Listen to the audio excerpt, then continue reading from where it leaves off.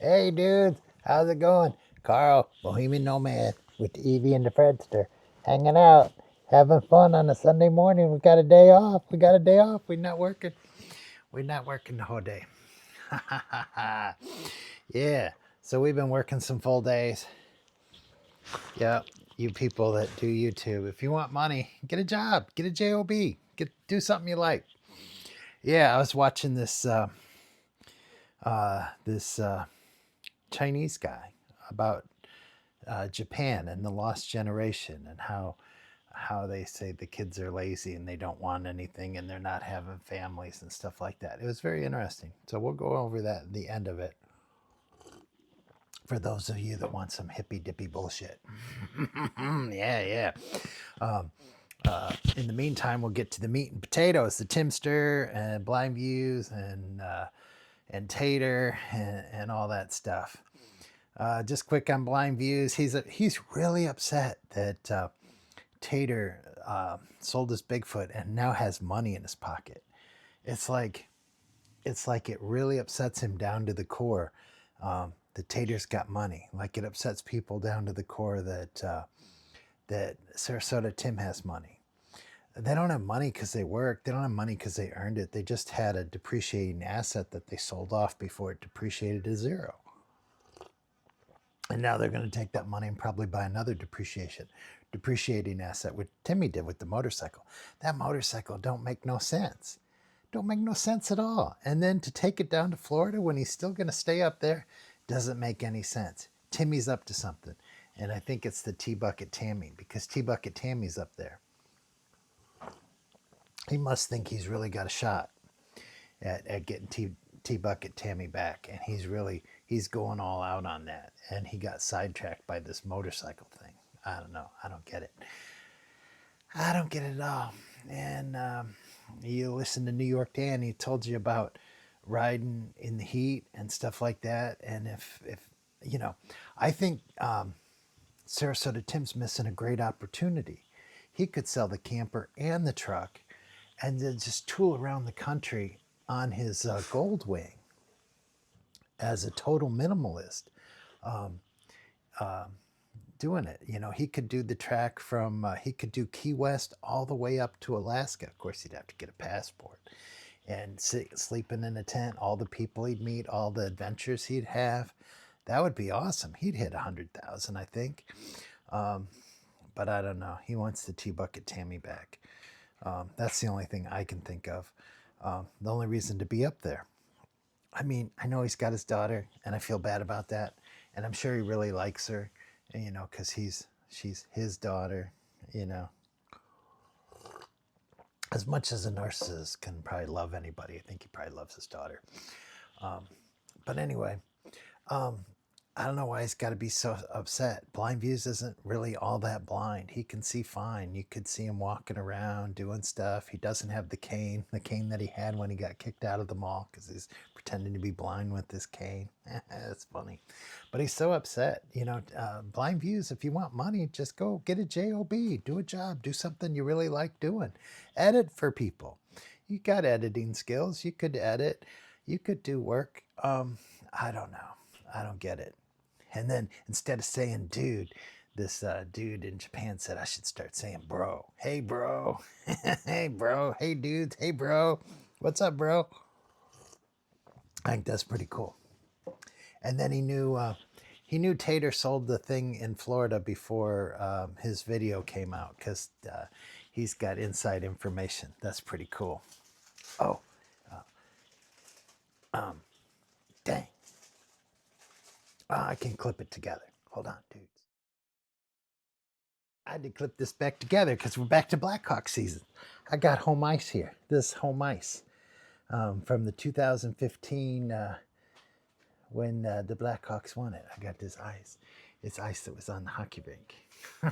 I don't think it's worth anything, but I'm not selling it. It's pretty cool. So that's one of the minimalist things I have that I'll keep. And then when I pass away, it'll just go in the garbage because nobody cares. Yeah, but they're pretty good. They lost to the Canadians 3-2. It's close. It's close. Yeah, and then I'm that up on hockey. I'm like, who are these? Who are the mammoths? Like, what's up with the mammoths? And then they're like, oh, that's Utah. Yeah, Utah mammoths. That's cool. So anyway, and then Tim, Sarasota Tim, Mr. Rolex man, Mr. Watch, always going by the Rolex. He didn't even know about the Rolex bubble, where people were buying Rolexes, and that was the whole reason why Rolex started that thing about you couldn't just go in and buy a Rolex. You had to have a buying history to get a Rolex. And I guess it was the stainless steel Rolexes that they really jacked up the prices on, not the gold ones that Timmy liked. Yeah, and that was all a big deal. Yep, all a big deal. And then there's a Rolex bubble. But I don't want a Rolex. I don't care about Rolex, so I don't know. And then something about the number 37. Think of a number. Oh, of course, I just ruined it for you. Think of a random number between 1 and 100. And you're supposed to pick 37. There's a big deal about the number 37. I think it's all just nonsense, but I don't know. And then they show the statistics of where they do it, and people pick 7. 69 is a big one, and stuff like that. So, and anyway, it's a centennial season for the Blackhawks, which is pretty cool. And then that's pretty much it. But Timmy, it don't make no sense. He took it back. I believe it was the first plane ride he ever took in his life. And he just doesn't want to admit that. So he's like, you can't believe a damn word I say. So he lies, and then he lies. And then he lies some more. So who knows? Well, let's get in the hippy dippy bullshit here. I was watching this Japanese show. It has to do with minimalism because he says Japanese people, his generation, if you give them money, they won't invest it and they won't buy anything. And so if they give them stimulus, it just goes into a black hole because they just keep it in cash. And so they call it a low desire society, where there's 2 ways you can have it. You can have a happy life. You can fulfill all your desires like Alexander the Great, get everything you want. Or Diacenes, where you just have no desires. You just want to sit in the sunlight. And he used to have a cup to drink out of, and then he saw some kid drinking water with just his hands. And so he's like, well, I don't even need a cup. And he threw his cup away and just drank water with his hands. So those are the 2 extremes. So you got to figure out for yourself how you're going to live your fulfilling life. And then it's like, but you got to decide for yourself, because deep down, we're all just who we are. You can't be somebody else. You're you. And you have the freedom to choose. So how do you have a fulfilling life? Do you just go Class A personality and conquer everything like Alexander the Great, or do you just want absolutely nothing? And that conversation of Alexander with Diacenes, where he asked Diacenes he could have anything he wanted if he could get it for him. And what did Diacenes want? And he's like, dude, you're standing in my sunlight. Could you just move to the left? I just want to be sitting here in the sunlight. I don't even really care about talking to you, even though you're the greatest man on the planet. And so I don't know. And Alexander, we all have the freedom to choose. Alexander the Great could completely be Diacenes if he wanted to be, but he can't because he's Alexander the Great. He just can't do that. So you got to choose how you're going to have your fulfilling life. And then they talked about, then in the Japanese guys talked about where you have your shadow job. It's not your full desire. You're trying to please your parents, trying to grow up. You become a lawyer. Everybody thinks that's great. You have the ability to become a lawyer, but it's not fulfilling. It's not what you like. I like blue collar work. I like being with blue collar people. And hanging out. That's what I like. So you got to have the awareness of who you are, what you like. Are you doing what you like? And then you got to have the wisdom to decide. You you gotta know that you know, really. And then you gotta have the courage to take action. So, in my case, I was a lawyer. I could go back to being a lawyer.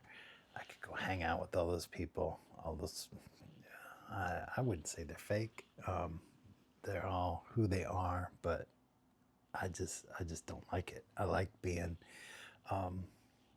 in the blue collar environment. I like driving, and I like doing delivery jobs. And so I'm rising, you know, Amazon, delivering medical supplies, the, the hierarchy. And so I got to the hierarchy of Class A semi driver. Now I drive other jobs. The farm job I love the best because I get to see donkeys and I get to hang out with the cattle. And when I do my deliveries, I drive by these cattle like 4 or 5 times a day, so I get to watch what these cattle are doing all day, and I love it. It's something I like. I mean, not everybody would like that. Everybody likes different things. Even barium exposure was almost starting to diss truck drivers. It's not a good career. I mean, and then he walked it back, saying, "Oh, there's this levels." I mean, maybe you love healing people. You love people, and they're sick, and you want to heal them. You become a doctor. There's all sorts of stuff like that. So the hippy dippy bullshit is you got to decide who you are. You are who you are. You can't be somebody else. You know deep down who you are. And then if you want to be fulfilling, you have to have the wisdom to decide that that's who you are and that's who you're going to be. And then take action and be that person. And your life will be fulfilling. You'll have a great time. You have some morning coffee. You'll find one of your best friends, the Fredster, who loves you to pieces. Who loves you to pieces. He's a lovey dude.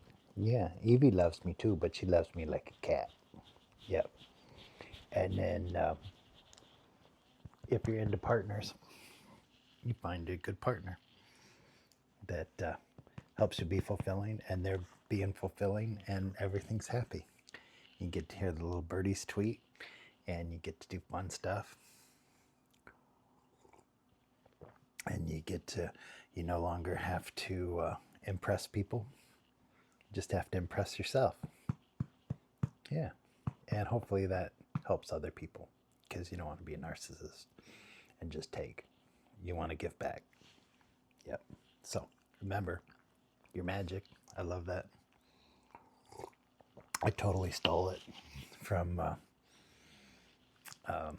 RV Adventures Over 50, but she totally stole it because she was at a church and a pastor said it.